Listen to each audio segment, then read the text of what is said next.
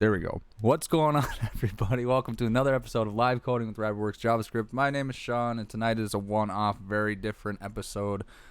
We are going to be going through some React stuff because, I haven't used React in a while, and I feel like been focusing on Vue a lot, and CJ wasn't able to get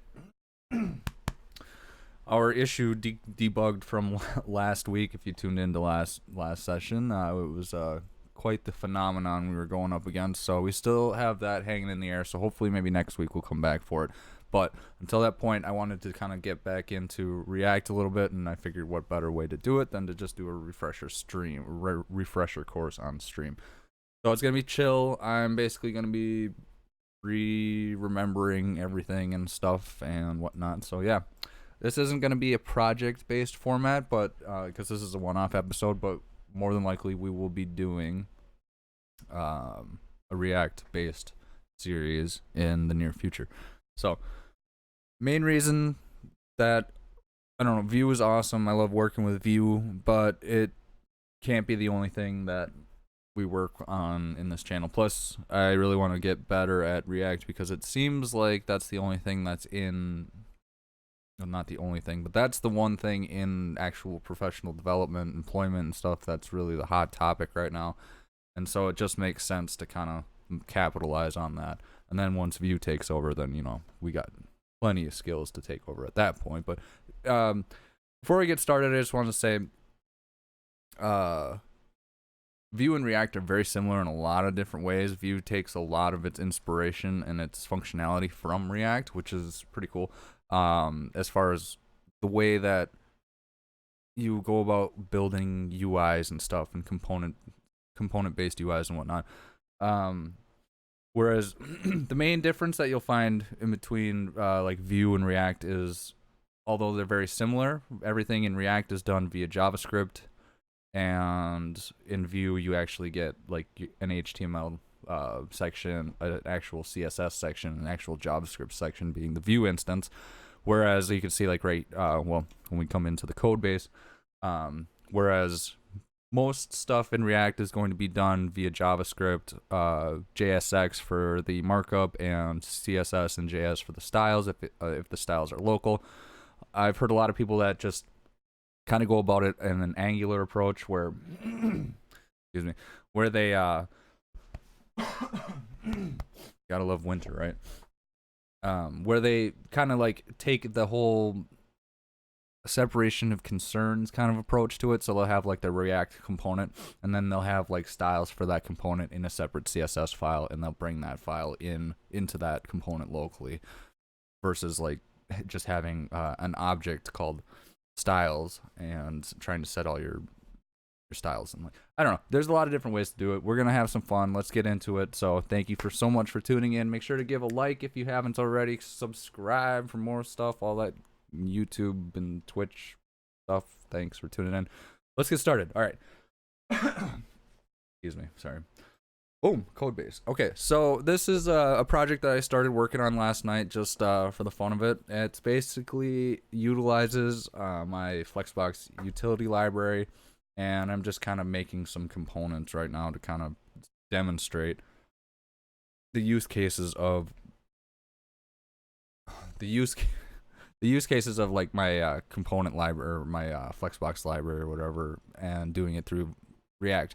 I did a similar project in Vue, and it was like my Flexbox utility playground and whatnot. So that's kind of where I'm getting a little bit of inspiration from it at this point, but it's not by any means going to be that involved of a project. We're just screwing around at this point. So I'm going to spin this up and we can see what we have. So for React, we do npm start. Oh, I got to make sure I cd into the right directory. That would help. What did I? Flexbox utility demo, npm start. This window, jeez.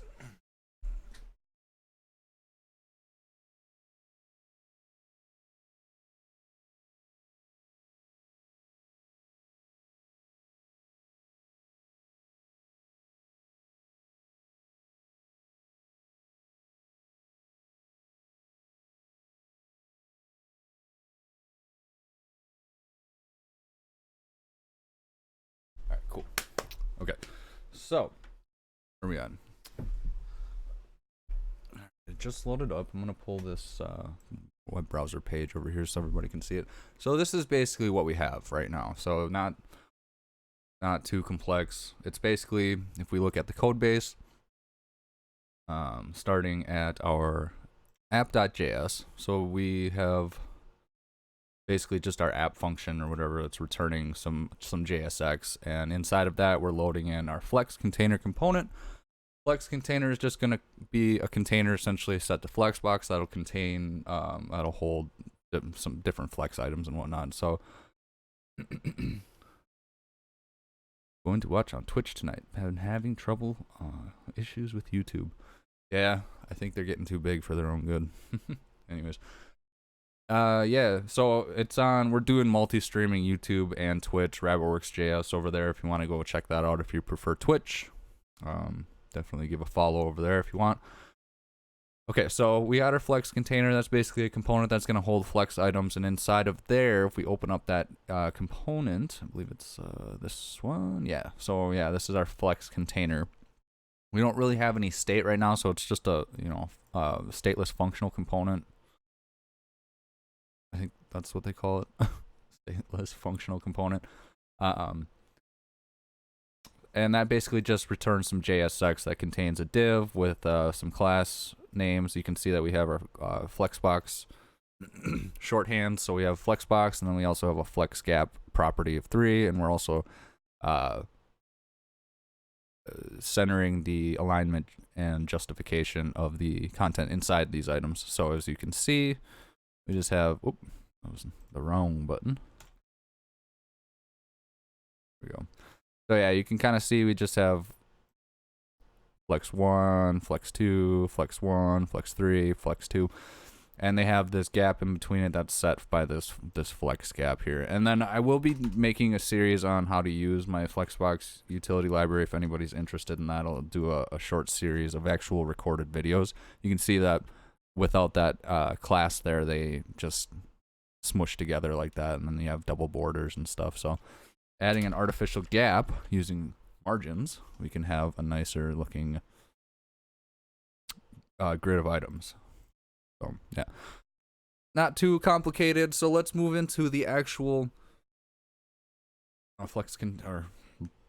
we're gonna move into the actual flex item and take a look at what's going on in there. So if we go to, so React is a little bit different in the sense of like how the naming conventions and whatnot. So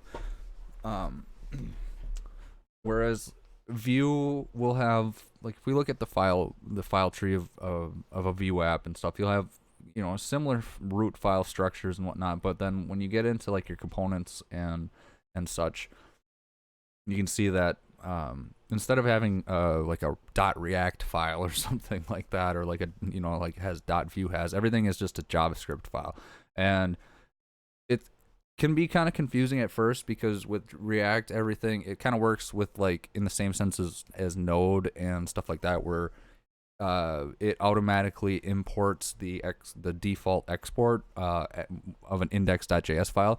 So if we take a look at like for instance here, we're importing the flex item, right? Import flex item from the flex item directory. You notice that we're not saying index.js or whatever like that. I mean, I guess you could do that, but it inherently imports the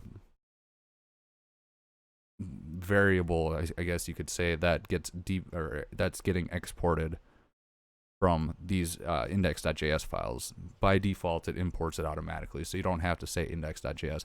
Now, if we named this something else, like flexcontainer.js, then we would have to actually, or flexitem.js, we would actually have to type in flexitem. But because we name our files and just work off of the folder names to specify where it's at and what kind of component it is, then it'll import it automatically. And that's like derivative of like Node and stuff like that. So okay, let's take a look at the flex item component, shall we? Okay, so it's a little bit more complex going on in this one. I'm gonna open this up ever so slightly. We don't need that open. So we're importing React. We have to always import React at the top of the JS file. And you can see right now I have a style object right here, const styles equals an object, and then inside of here is where we put our CSS and JS, which if you've never used CSS and JS, it's a little bit different. It's object based, and to be honest, I'm not too big of a fan of it because it's all right, I guess, if you get used to it, but it's not as intuitive as I would like it to be. Like, to me, I should be able, like, when I look at styles in CSS and JS, I should be able to have a flex item and then have, like, killing everything, sorry. Like, something in here, like if I wanted to have certain heights or like a nested property or whatever inside of this flex item property, I should be able to target that inside there. But anything inside of these objects are just CSS properties essentially, and there's no there's no nesting or anything, but I feel like there should be because it seems like it's so necessary, but maybe I'm just crazy and a React noob, so it's all good.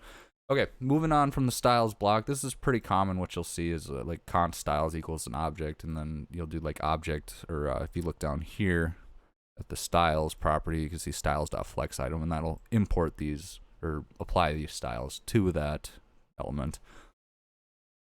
So it's not super complex. And Mahendra Chaudhary, thank you so much for tuning into the stream. What's going on? I hope you're having a good day,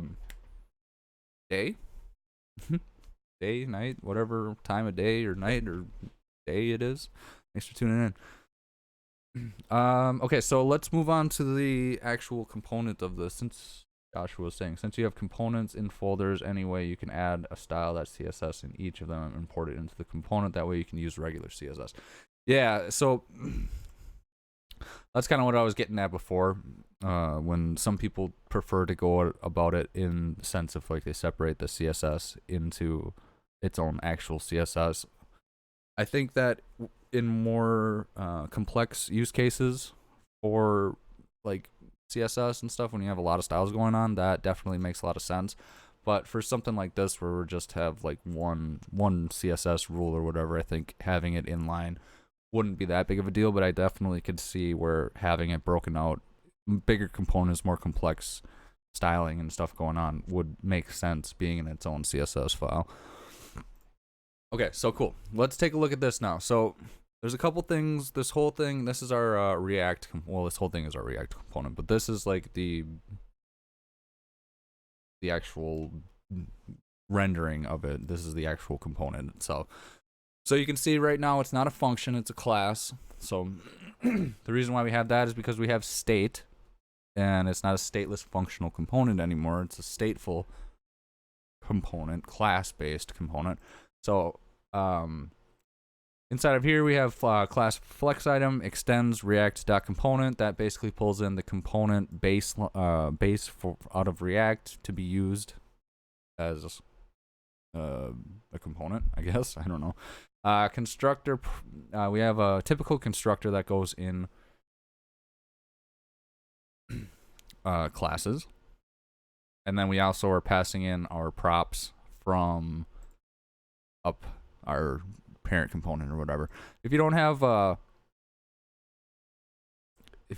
props, then you don't need to pass in these props to that. Obviously, you just call constructor and then super. So this super thing is kind of confusing. It's basically saying that this super or this render or whatever, this component is a sub constructor of this react.component constructor. It's kind of confusing, so you always have to call that. And then underneath this is where we keep our data. So we just open up a new object inside of this class, on top of this class, called this.state, this referring to the flex item class, and we have state, and we can equal it to 1, I guess. And that, honestly, we're not even using this at this point. This was just for getting a base flex amount set up. And excuse me. But I mean, we could totally use that too. But if we wanted to just say set the style or whatever to this.state.flex, or we would have to do it a little bit. It would be like flex equals this.state.flex or whatever. kind of like how we're doing it here. I mean, so this is just like an example of of state inside of here, but we're really just using it to get the props down. I don't think you can use props in a stateless functional component. I don't really know for sure. I'm not the most versed in React yet. But, okay, moving on to the next thing, then we have the almighty render function. So this is what's going to actually render out our state, process everything, and it's going to return some markup in the form of JSX.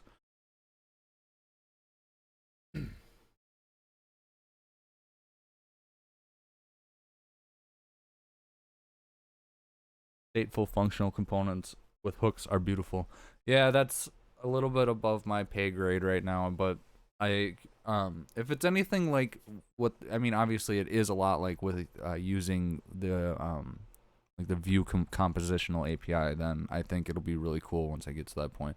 But I haven't had enough experience yet, to be honest, fully in like the newest stuff to utilize it. But hopefully with this next couple of months, we'll really get our React skills boosted a lot. Okay, so we're returning some JS or X. Basically, we have this is another confusing thing about React that really drives me nuts. I mean, I get that class is a reserved word in JavaScript, so that's why we can't use it just like that. You have to actually have class name referring to the HTML class, but it's still kind of confusing and annoying, to be honest. So what are we doing here? So we basically are just returning a div with the class name of this.props.flex. So if we look at our flex container, we're passing in the prop for each flex item called flex, and we're passing in the string of the shorthands for the flex amounts we want. That gets sent over here, gets processed by these guys, and then it gets thrown into this right here. So this.props.flex is going to evaluate out to F1 or F2 or F3 depending on what we have set right here. And then we also have some standard hard-coded classes. So we're setting each flex item to a flex box, and then we're also centering vertically and horizontally the content inside of it. On top of that, we also just have some styles that we're importing from our style object here, and that's basically just setting the height and setting a border on it just to give it some definition in our screen so we can see what's going on. Cool. So what do we want to do? Let's see.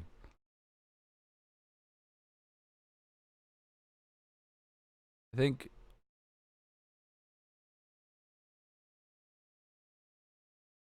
I don't know. Let's take a look. I'm gonna look at the box here and see where we're at. Kind of gets old after a while, but I get why they have to do it. So I think let's instead of going forward on these flex things right now, I think I did have some folders built out last night for a Navbar, and I think that would be a good place to start because we can kind of get like some stuff going. We'll just do a typical bootstrap kind of Navbar like we've done in the past, where it just runs across the top in a bar. We'll have a brand over here and some like buttons over here or whatever, just to keep it simple. So let's go about doing that. Huh? That sound. All right, cool. YouTube is not receiving enough video to maintain smooth.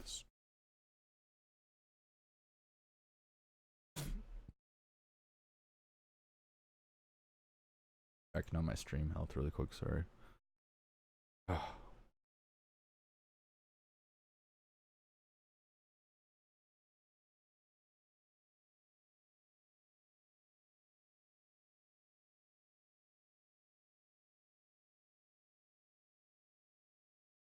Get funky with a vertical nav bar. Yeah, we could do that. That sounds like fun. Put it over here.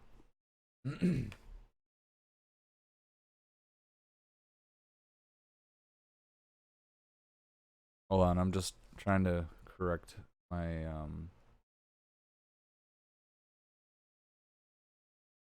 bandwidth issues here for YouTube. It's giving me issues. I don't want to be dropping frames. Let's just give it a second. Hold on. Grab a glass of water. I'm so unprepared.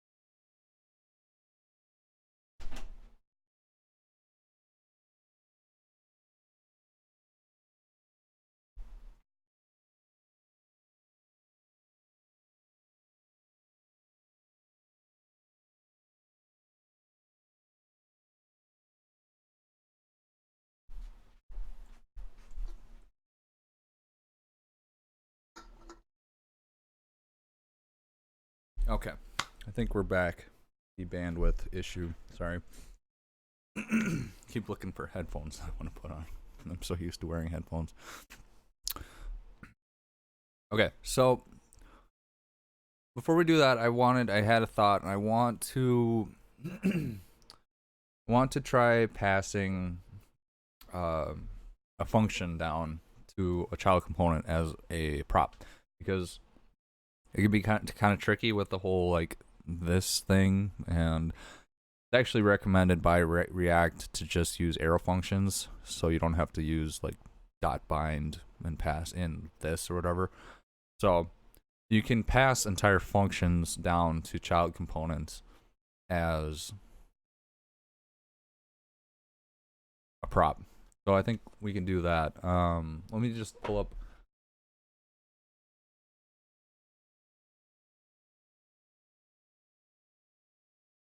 Too many windows, not enough screens. It would be really cool to have like users be able to like tab through like 2 different screens on the stream. That'd be cool. Where am I at? That's what. Okay, cool. So let's take a look. Main concepts, rendering elements, components, and props. Rendering a component. Cool. Let's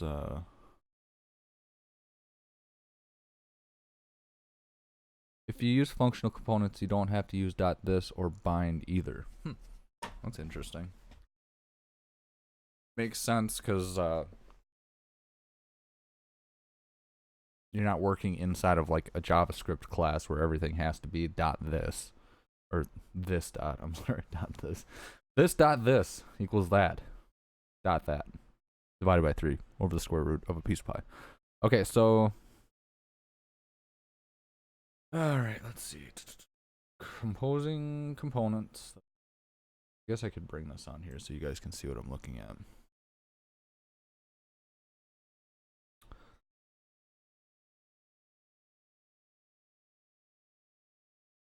Oh, cool. So it's saying, oh, that's right there. I think this is what you were actually referring to, Josh.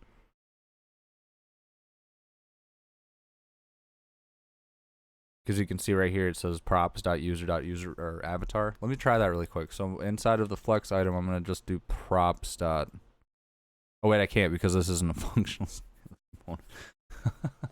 I guess that wouldn't work. But if, I guess we could just try it and see what happens. It's going to be broken. Yeah. See, props is not defined inside of a class. But if this was a, well, let's see. You can pass props into a functional component. Stateful functional component, I guess you would call it.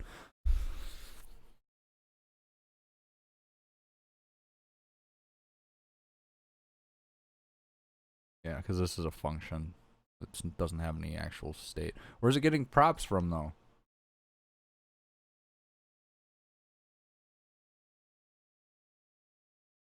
Comment. Welcome. Welcome props.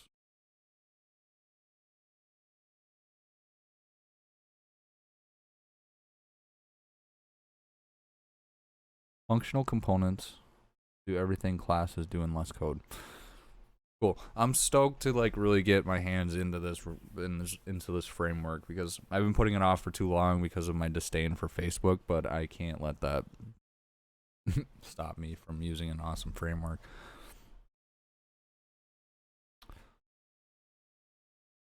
Wait.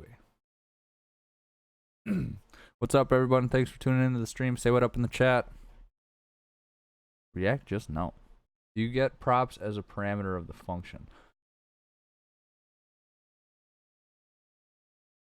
So I don't need to, so I wouldn't need to have like pass props into like a constructor and then like super or whatever, even if I had, so if, say if I had like comment, okay, so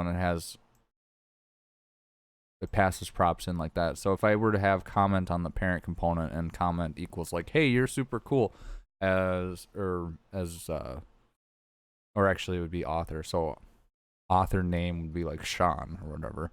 and that's a prop on the top level component, and then that automatically gets passed in. So I don't need state or a class to work with props. Cool. It accepts author, an object, text, a string, and date, a date as props, and describes comment on a social media website. This component can be tricky to change because of all the nesting. It is also hard to reuse individual parts, so let's extract a few of the components from it. Alright, so they're extracting the avatar into its own image. Comment. They're updating it because they're swapping out all this image code for this right here.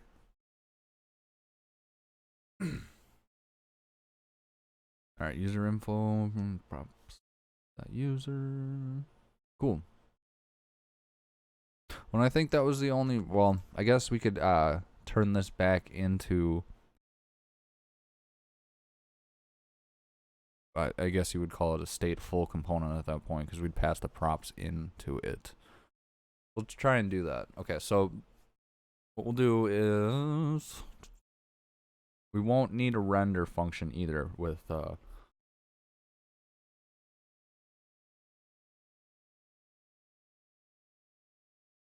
we won't need the render function in a stateless or stateful, I guess, at that point. Component. Let's see. It's broken. Not anymore. Oh, don't open Firefox. Whatever you do. Yeah, so we don't need the render function is specific to classes, I believe. So if we actually, let's just try this. So we'll do function flex item props. Done. We can actually delete all of this. Delete the render function. We don't need that anymore. And then just tap back in ever so slightly. Delete that space. Let's see if it still works. Oh, it broke. Oh, wait, because I'm using this. And this doesn't have this anymore. So, oh, I don't want to do that. No, pushing the wrong buttons. So if we delete this out of there, so it's just props.flex, what does that give us? Look at that, it works. Oh my god, woo! We did it! Yes! Goofy. Alright, so I want to, what I think I want to do, this is going to be my goal for right now. I want to be able to click on each of these items, and have like an alert pop up just for right now saying flex item or flex amount is da da da da. Here's an example where I even destructured the props. Take a look.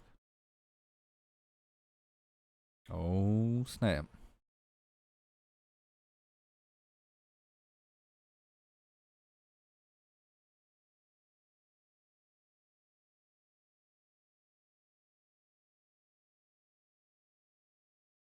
Oh cool. That's super nice. I like that because then you don't have to, that's dope because you don't have to sit there and do props dot. Yo bro, keep it going. What's up, Pratik? Thanks for tuning into the, or did I say it wrong again? Yeah. Thanks for tuning in to the stream, bud. How you doing? Hope you're having a good morning. So yeah, let's start with that. So what we need to do is just send a, I guess we would need to send it to all of them. We would have to have it. We would just need to write the, in order to do what I was saying as a goal or whatever, we would just write that click event on this, but we're not going to do that. We're just going to send one click event to the first one here just to see what happens here. So on click should be a prop on its own. And if we say, let's see.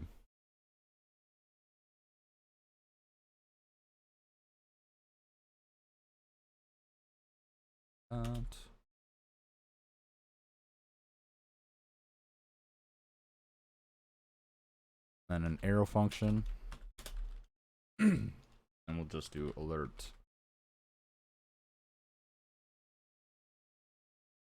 YouTube and Twitch. All right, cool. Okay, so on the don't you dare stop dropping frames on me like that, bandwidth on me like that. I will throw you out in the snow, computer. Well, I guess it's the router, not the computer's fault. Hold on, I just want to check something, make sure this isn't falling apart.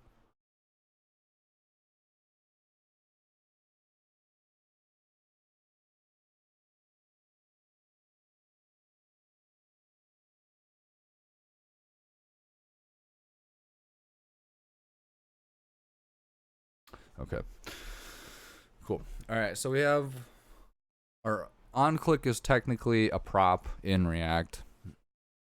Same with all the other different. I think that all the attributes, or not all the attributes, but the majority of attributes like that are built in, like onClick and whatnot, those can all be passed down as props, and then you can also have your own custom props and stuff like that. So if we click on this, what are we gonna get? What do we have to do on the child component side? Let's see, do we have handling events? Here we go. Unclick, activate lasers button. Okay. Click.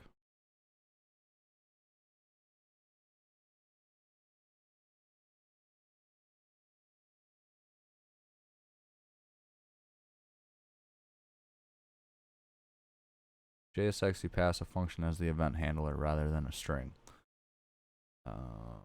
React events are named using camel case rather than lowercase. It's slightly different in React. Okay. Another difference is that you cannot return false to prevent default behavior in React. You must call prevent default explicitly, for example. Okay. Oh, I didn't know you could do that. Interesting.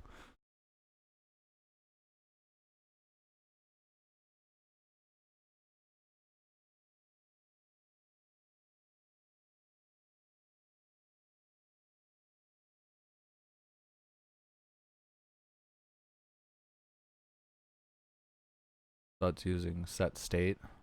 Okay.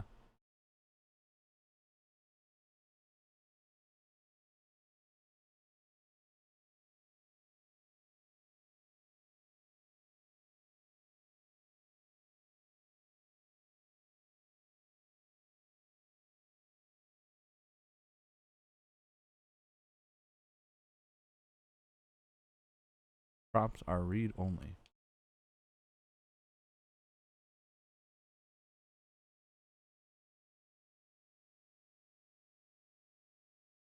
Do I have to just say, I think it's just add a prop in here. Let's scaffold this out a little nicer.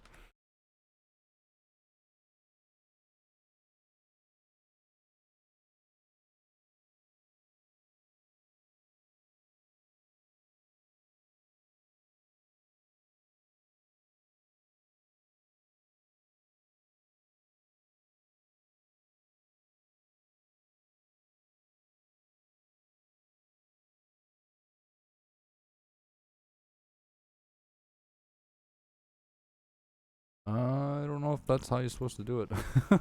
OnClick may be a reserved prop unless it is an HTML, unless it is HTML object specific. Hey, look, it worked. Yep. Cool. So we passed that function in as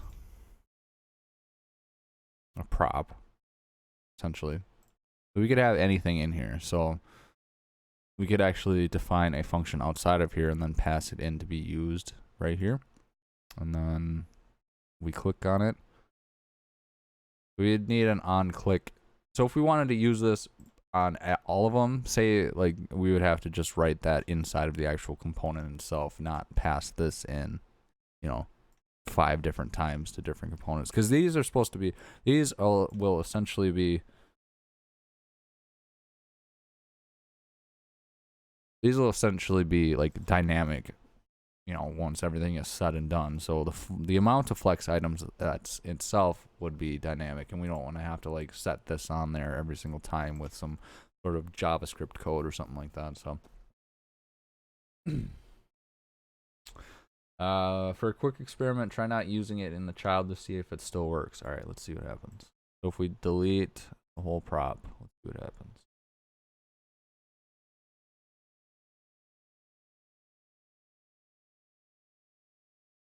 Refresh. Yeah, see, it doesn't run then. But if we bring it back in, and the reason why we're calling props.onClick is because that's the name of the prop that we passed in. I guess we could pass it in. We could be like, just say alert me, and props.alert me would be the new thing, and then if we go back to the browser, it should give us the same behavior. Yeah. So we don't technically have to pass it in as on click on the parent component. We just need to make sure that we're passing it in as a prop name that we will refer to on this inside of the on click handler.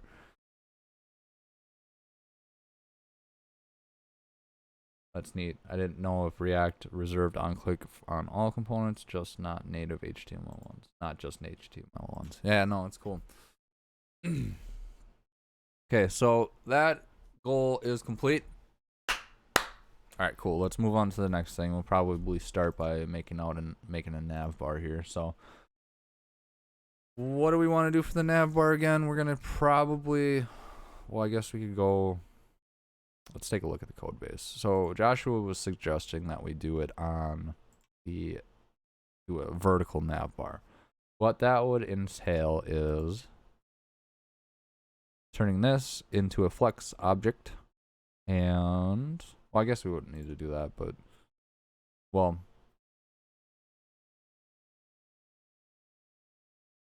we could do that. I guess that would be cool, because then we could like collapse it or whatever, and it would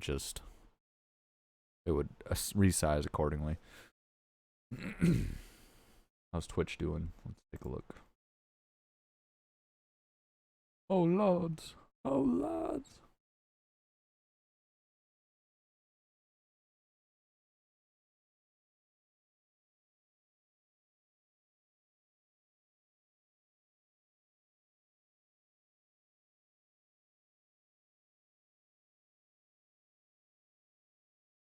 Hey, thanks for the follows, people on Twitch. That Northern Monkey and Vinyuric1. I don't know if you guys are still watching, but thank you so much for the follow. Appreciate it.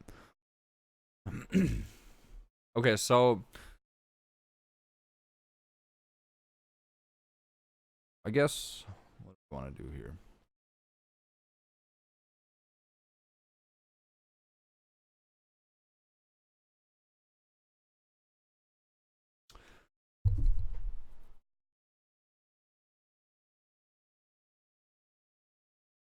So I guess we would just set this to like, oh, you not do HTML comments? How the heck do you do a comments in JSX?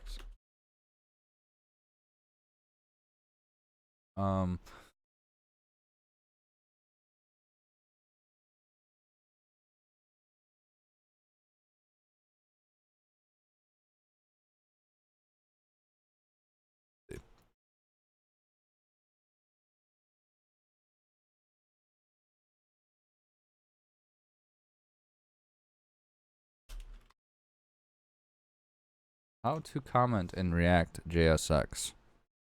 This doesn't work. Oh, you gotta put it in an object. Okay. Okay, so, and then you gotta do like the CSS style thing.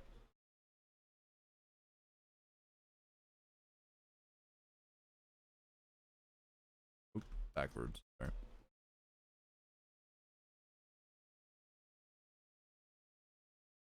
Oh, it's convoluted as hell.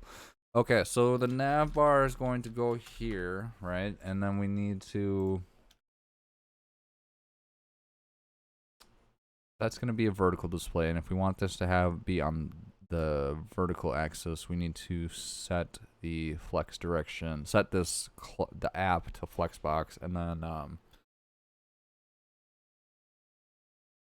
set the flex direction so that instead of stacking on top of each other, it's going, it's flexing next to each other. That's, or I guess in this case would be, well, yeah, this. I don't know, whatever works for you, whichever way. Okay, so I'm gonna set this right away to just flexbox, and then I don't need to set the direction because it defaults to row automatically. So we're gonna be importing it here and setting it there, and then we'll have our flex container main thing. We might actually just put this inside of like a content container. I don't know. I mean, depending on how advanced this project gets or whatever, who cares?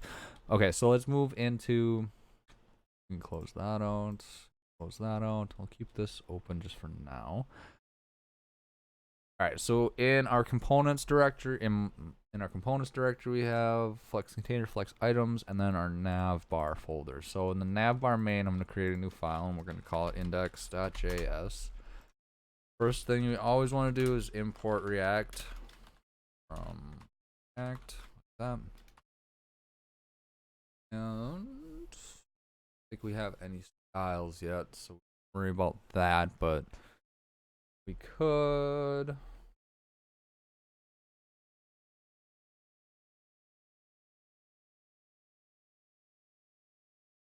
Let's not worry about it. Let's just start by getting a function going. So function have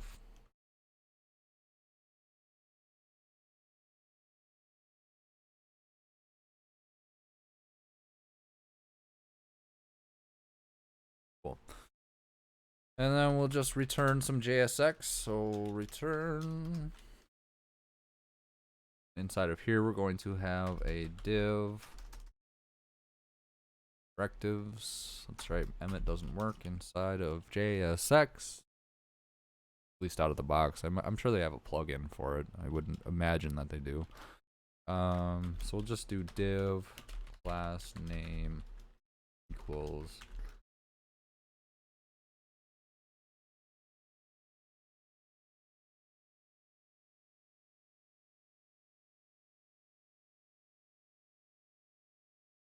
guess we could set this to flexbox, and then we'll do flex direction will be column. Cool. All right, so inside of here, we're gonna have a couple of different navbar items, which we'll have to import. But for now, let's just add some spans. Span class name equals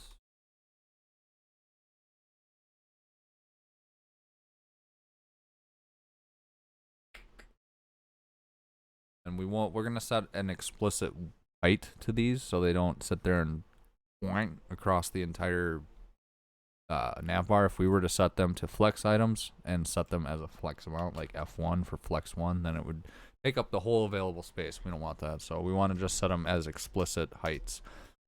Or, I mean, if you're working in a horizontal navbar, you could set explicit widths as well. So, all right, so let's close off this tag right here.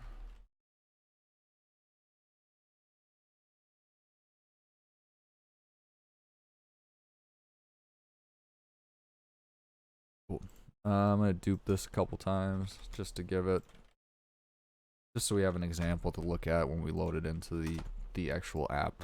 All right, let's head back. Oh, before we do that, we need to make sure we export this. So export default navbar main. Cool. So because we're exporting default navbar main, this is going to be the default export, hence export default.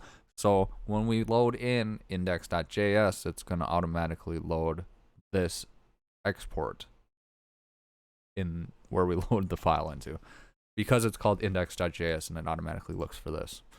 So Back in app.js, we need to bring in our navbar. So above flex container, because we're going to do it in kind of like an order of operational sequence as far as, or a hierarchical order of operation. So what comes first and left goes up higher, I guess. So let's import it. Bar main from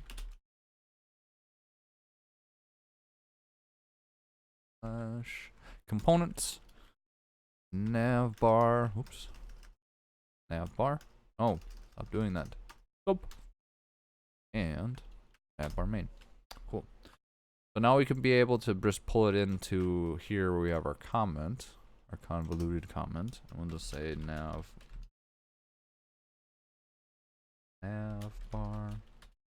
And I guess that reminds me, we should probably, instead of having this be a div, we'll just have it be a nav tag, because that's semantically correct. Cool. Let's take a look at our app and see what happened. Where is it? Boom. Cool. I mean, not really exactly what we wanted. Hold on a second. What's going on here? Let's take a look. Okay, so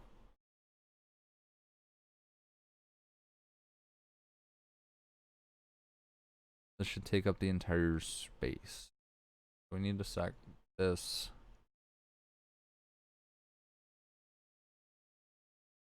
element as flex1. Yep. Okay, so let's take a look at the code. And if we set, well, we can probably do it on, or inside the actual component itself instead of passing it or setting it on the component markup versus inside of the actual component. So before we set this component to flexbox, let's just give it the class of flex1 so it can stretch across the entire thing. All right, cool. We did it. And what else? So what else I want to do is you notice that there's some padding issues, margin issues going on here. So what I think I'll do is, I don't know. I'll give the menu some padding and this some padding. Hey, look, it still works. I don't know. It's not a super big deal right now. I'll just push it over with the menu. So we'll do some padding, right? I think that's 3 Ms. Or margin, right? 3 Ms. 3 rems, sorry. Okay. Our main. Okay, so now we can do our styling. So const styles equals an object, and then we'll do navbar.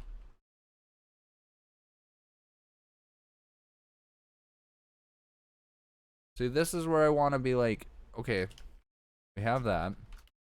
Now inside of this navbar main, I have a couple of different properties that I want to do, or style, sub styles. I want to be able to be like nav padding, like nav spacing, and have that be its own object, and then underneath that have like nav color, then have that be its own object.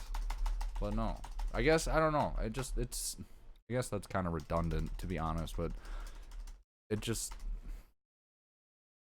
when I was first learning React and going through it and learning stuff, I felt like that was a lot more intuitive for me because I was used to working with objects.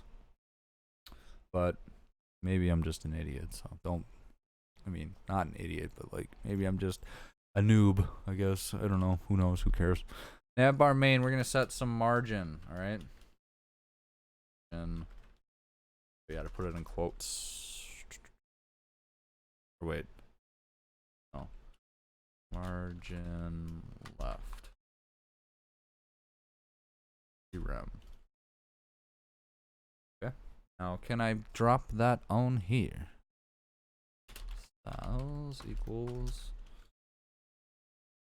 styles dot navbar main. Okay, let's see if that pushed it over. Nope. Object. What am I missing? What am I missing?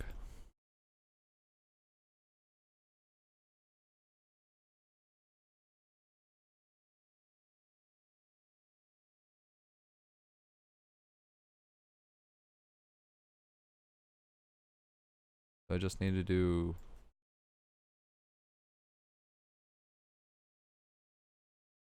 Oh wait, it's margin right anyway. What am I talking about? Nope. Still referring to it as an object. Object. Alright, cool. Let's see. Why is this not loading properly? Nav.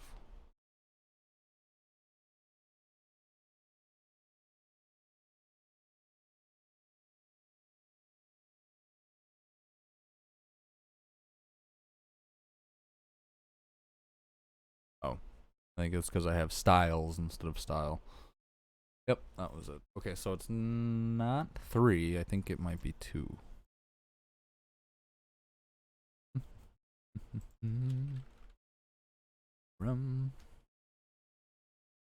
Cool.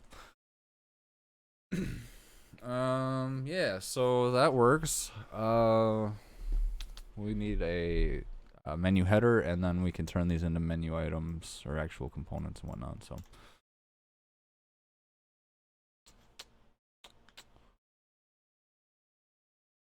I suppose. All right, I have to use the restroom really quick. We'll be right back, and we'll get back to it in just a second. Stay cool, my friends.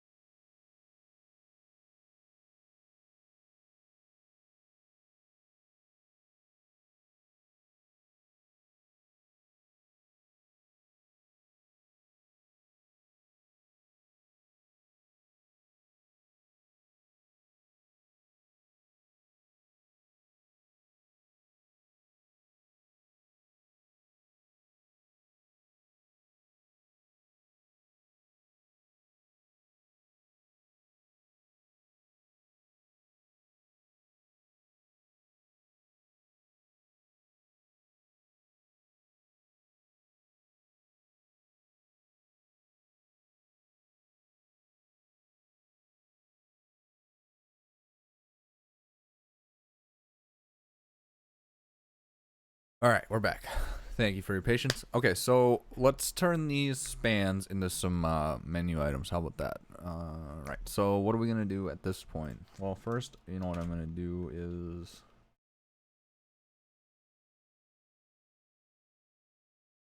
I was gonna commit code, but do it really quick. All right, cd Xbox utility demo. Move this down slightly. There we go. Not blocking my face as much. Okay, so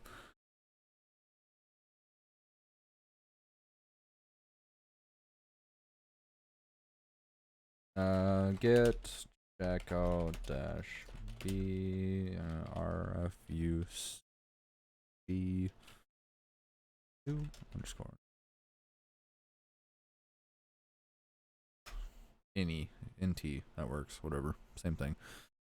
Get add all. I know that it's gonna push the flex item into that at the same point, but I don't care. I'm just gonna commit it because I just want to have these locked in at this point. Added flex item component on Navbar. Alright, cool. And it's not on GitHub or anything like that, so I'll probably push it after the stream or at the end of the stream or whatever. Maybe we'll see what happens. You want to check it out. Very basic right now, so not really missing much. But if anybody has an interest in looking at the code, feel free to let me know in the chat in the meantime, and then I will do my best to push it up after or at the end of the stream. So next thing we're going to move into is the Navbar item. So same thing as before, we're creating yet another index.js. You know it. A world driven on index.js files. All right, first thing we want to do is import React from yo mama. React. Okay. We're gonna probably need styles. So we'll say const styles equal object. We'll come back to that, and then obviously our actual component. So how to use state in React memo? You know, I'm not.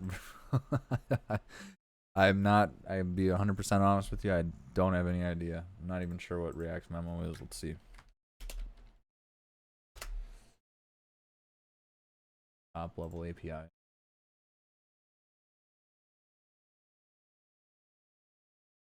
I just started getting into React again, so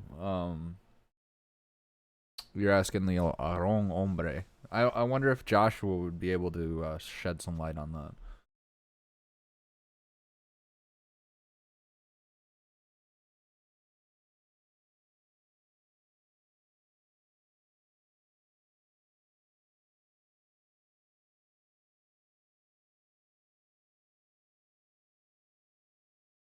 React.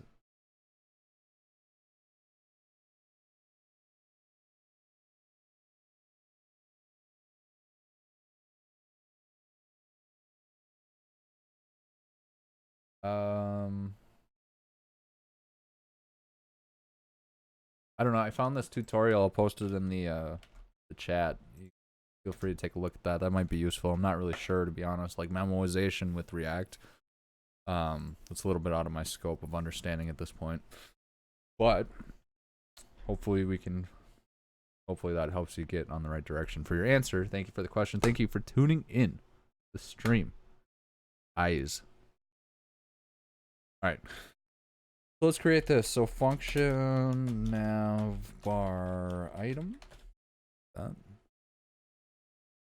guess we could just call it a nav item, but no problem. Thank you for tuning into the stream again. Much love. Make sure to follow and subscribe if you want to come back for more rabbitwerks. All right, so we have our function. Pretty simple. Let's export it really quick so we don't have to worry about that. Export default. Nav.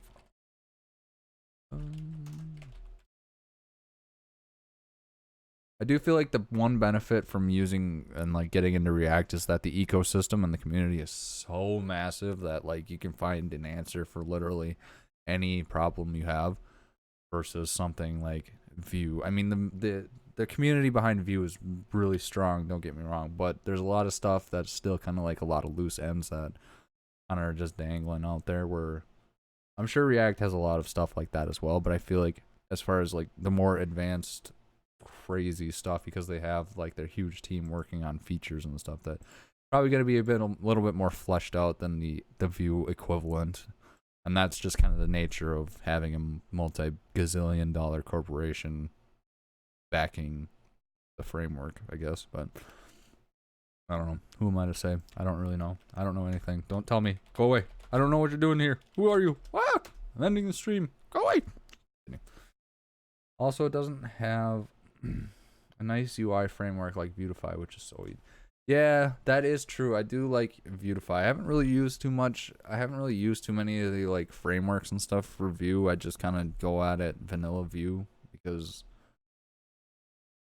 I don't know. I just like to style stuff myself, I guess. All right, so we have in here, we are going to return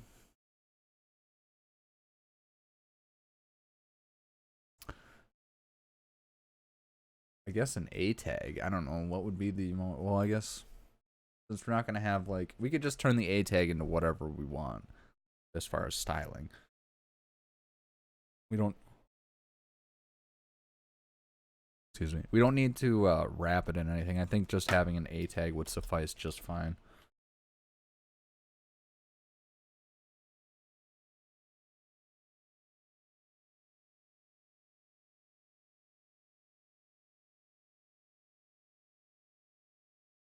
We don't have a target location, but this is just an example. Cool. And then inside of here, we would probably just do, essentially we want this to be like a reusable component. And if we don't have anything hard coded in it, then, and everything is running off of like props passed into it, then it will be essentially as reusable as possible.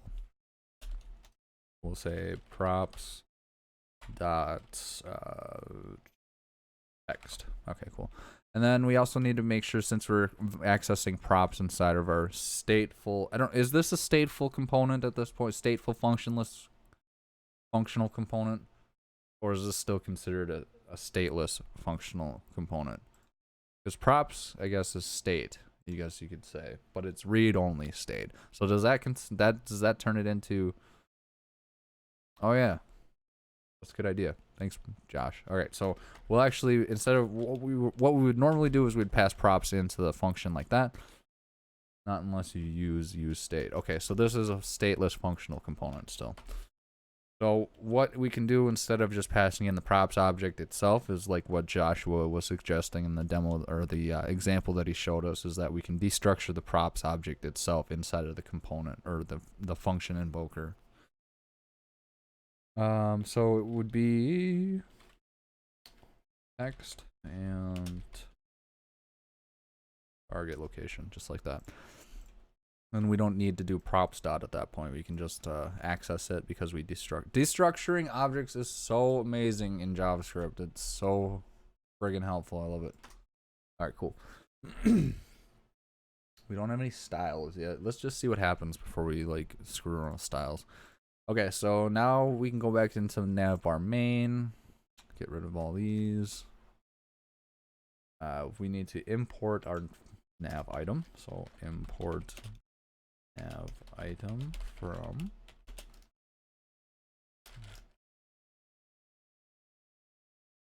nav item, just like that. And remember, because it's an index.js file, we don't need to specify exactly what file it is, because it automatically will import an index.js file without specifying it, if nothing else is specified. Okay, so we have that, and now let's add these. So we can bring it in here and just do nav item. I missed view already. Nav item text equals. Okay, so for JavaScript stuff, we have to do the object with the curly braces. For static text, we can just use normal quotes. So title will be home, and target location. Ooh, that's nice. It has autocomplete from the child component. Ooh, that's really nice. I like that. Equals. Well, I guess we don't really have a router set up or anything like that, but just for the sake of it, we're just gonna do what is the address here? Our location would be.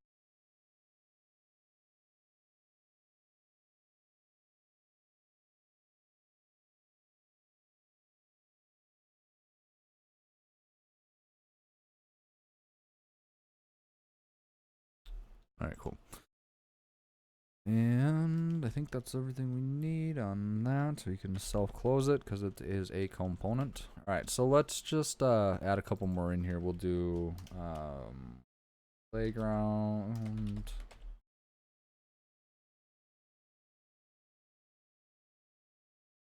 And support for the heck of it.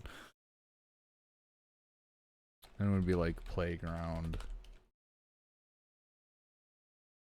Even though these pages don't exist, we'll get an error or whatever, but I just want to demonstrate kind of like how it's using the props to kind of like generate these all completely reusably. Okay, let's see if it worked. All right. Boom. Cool. Look at that. Oh, it's so pretty with the standard blue and purple. Oh, so we don't have those. It's not giving us an error, but we don't have those pages actually in existence. I don't really know. I'm not. Well, it is giving us an error. Let's see. Unsupported stop mark. Oh, okay. So we do need to do camel case. I just had it set wrong. That's what I thought. I thought this looked weird, but who knows? I'm just a goon, so I'm just a kid. What does this say? Styles is assigned, but value is never used. Okay, so first thing we can do is get rid of these ugly ass colors. That's so dumb.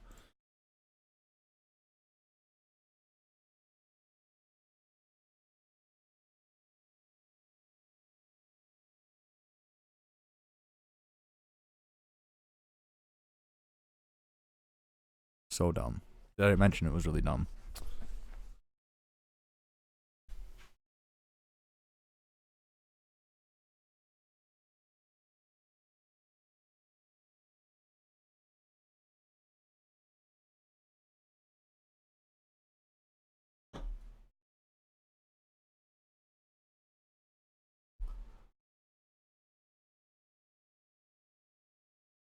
Oh yeah.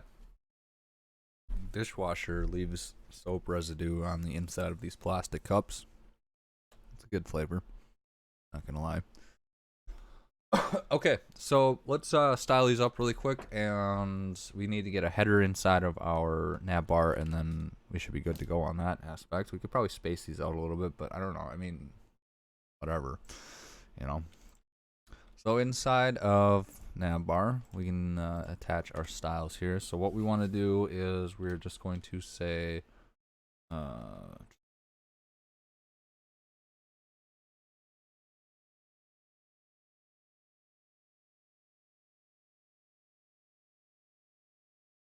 nav item, and we want to set the color of the text, and we'll set it to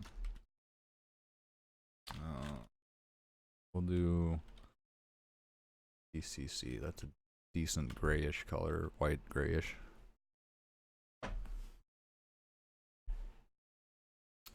And I think that's all we actually need. We'll actually set some margin on the top and bottom. So margin is the 0.5 rem 0. That, and then so if we attach these styles to the a tag, style equals, remember we have to use curly brackets because we're using JavaScript inside of it, not strings or anything like that. You can go about it using like I think you can go about it using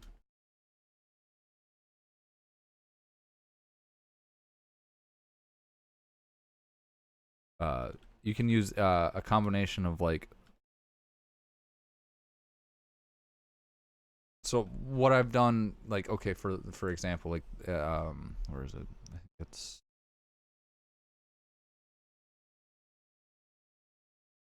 Yeah, right here.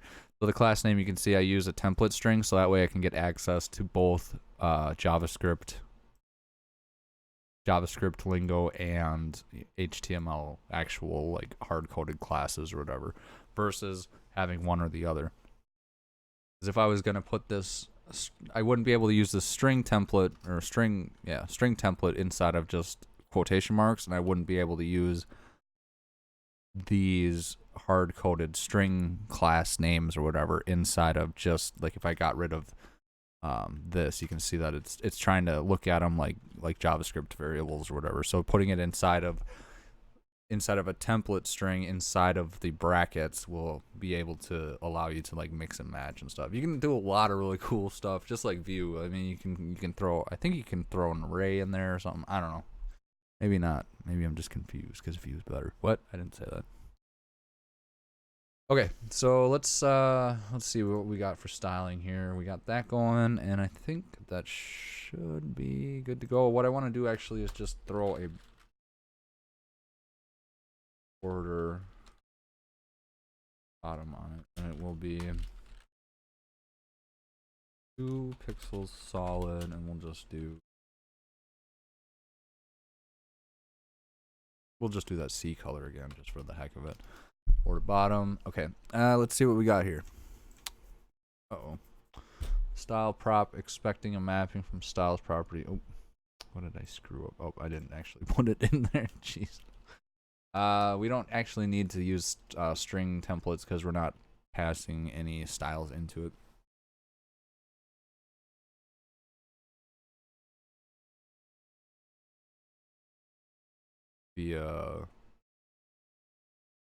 Just hard-coded styles. Sorry, I had a brain fart there for a second. So we can just do styles nav item, just like that. And that should be all we need to get it going. Let's take a look. And, well, it kind of looks, the playground looks kind of cool with the double underline, but that home doesn't look cool. We need to get rid of the default styling. So the A tag does not need to be text decorated. Gotta love default styling, right, kids? What's going on, everybody? Thanks for tuning in the chat. Say what up or thanks for tuning into the stream. Say what up in the chat. Make sure to like, comment, subscribe if you're on YouTube. Make sure to follow and follow, I guess, on if you're watching on Twitch. Okay, so what's the next thing we're gonna do? Oh yeah, we gotta take off the default styling. So the should be text decoration. So with CSS and JS, all of the which is what we're writing right now, all of the styling and stuff like that, where you would normally just do like border dash bottom, text dash decoration, they have to be in camel case because it's all JavaScript. The values of the properties can be the same because they're just put into a string or whatever, but the actual object properties or the keys have to be in camel case. That's the way React reacts to it. And it will not like it if you don't. Whoa! What the hell happened there? Gotta love YouTube, right? Text decoration is going to be equal to none. Want any text decoration. That should get rid of that underline underneath it, and we should just have the border bottom. There we go.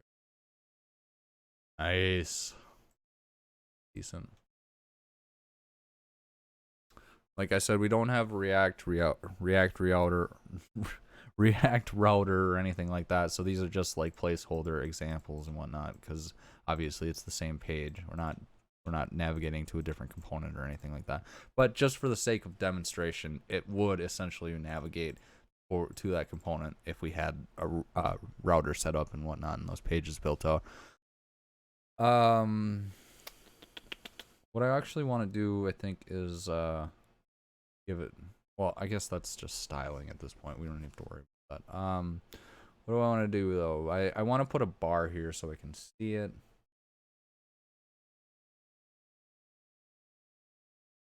And I think we'll push this over some more.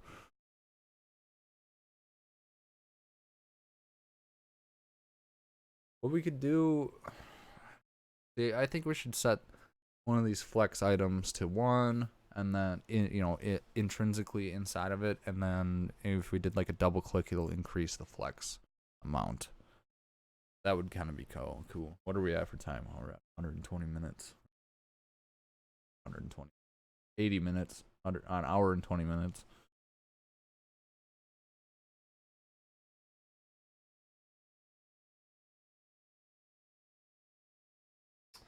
Yeah, I don't know. It's getting to be kind of late on my end. I think I'm gonna push this code to GitHub for anybody who wants to check it out, and we'll wrap things up for the evening before we get into another thing. Maybe we'll come back to it next week if we're not gonna tackle the full stack from auth or full stack auth from scratch project issues that we've been having. If we haven't found a solution for that, I'll probably pick this up again, just because I'm kind of enjoying where it's going. I don't know, it's fun. I like it. So let's push this code. If anybody has any questions in the chat or that's watching, feel free to ask now while I do this. We got about 5 to 10 minutes left. So get add all get -m.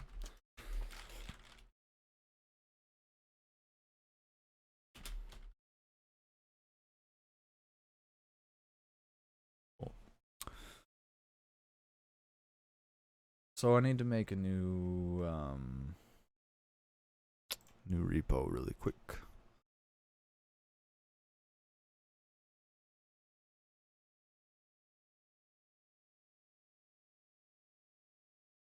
This is the React.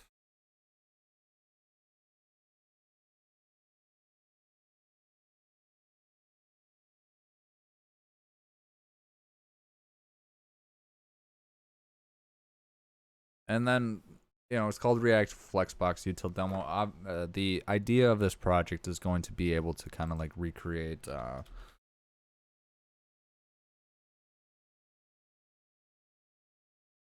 this project. So this is my Flexbox playground that I built using Vue.js and my Flexbox utility library CSS stuff. Kind of cool. You have like a parent flex object. You can add up to 5 of the flex items. Add flex gap to it, like we talked about. And then each of these become their own flex items. So you can see you can adjust the size to it. It tells you the width that it's at, the amount, the direction, what item it is. Kind of cool. I mean, anybody who's been following the channel saw this project before, but I just wanted to kind of throw it out there again. You also can add nested flex items inside of these, and you can set the direction to that as much as you want. Column like that. You can increase that. I can copy to the right now, like that, and all that good stuff. You can change the direction of this column like that, column reverse, column, and this is all running off of my Flexbox library as far as what's handling all the transformations and stuff like that. And my favorite part of it is give it a refresh. We have our more options menu here. Just randomize it. Add some stuff.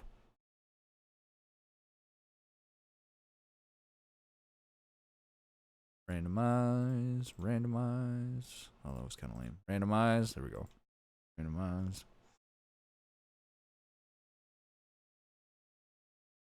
We can cut this down. That greedy of space mongering. Jeez. All right, cool. So that's Flexbox utility library presented by rabbitwerks JavaScript. You can check that project out right here, and that's kind of like the inspiration of where we're coming from on this project that we're doing now. Obviously, it's not going to be that in depth because I'm just trying to like screw around with React. This is a project that I'm working on. It's got a lot of hours into it, so let me know what you think. Anyways, check that out, and let's get back to finishing this. React-based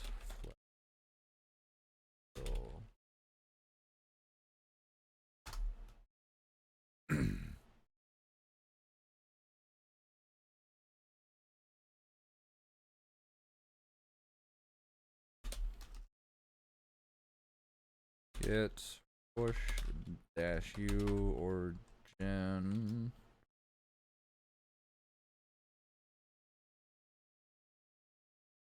I should probably push the first branch too. All right, cool. Again, thank you everybody for tuning into the stream. Make sure to like, comment, subscribe to get and hit the bell so you get notified when I go live. It's usually every Thursday evening at 8:30 Central Standard Time. Sometimes I do some more streams in between that, but that's usually the main time I do streaming. Like I said, I'm going to be trying to work on getting a Flexbox utility library video series out so people can get a little bit more of a firm understanding of how to use that in their projects. It's definitely a lot easier than writing out Flex code or Flex styles by yourself manually. Really cool stuff. So get check out one.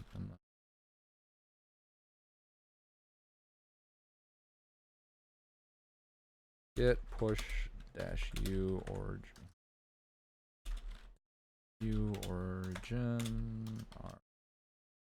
r1. Cool. All right, that's pushed. All right, now everything should be up to date. Let's take a look here. Cool. And if anybody wants to take a look at it, here is the link now. And that will be the code for the evening. So yeah, play around with it. I don't know, have fun with it. Definitely check out my Flexbox utility library. Check out the project, the playground, get a feel for all that it's capable of. Take a look at the code, figure it out, all that good stuff. And we'll definitely be doing some more React stuff in the future. It's been a lot of fun. I do enjoy working with React. It is a lot of fun. It's quite refreshing doing something else than Vue because it gets stagnant doing the same thing over and over again. But as much as I love Vue, it's nice. Spirit Wolf 4 Mafia. Hey, what's up? You're tuning in right at the end. Thank you so much for tuning in. No, we're just about to head out. I just posted code in the chat here. There you go. Thanks for tuning into the stream, bud. Make sure to like, comment, and subscribe. Uh-oh. It's not letting me post the same chat again in Twitch. Thank you, Twitch.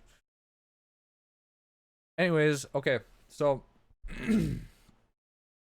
cool. That's gonna do it for this episode of Live Coding with Rabbitwerks JavaScript. My name is Sean. Thank you so much for tuning in and spending your evening or afternoon or morning with me for a little while. It means a lot. Definitely check out the project on GitHub. Check out my Flexbox utility library, CSS stuff, and you know, god damn it.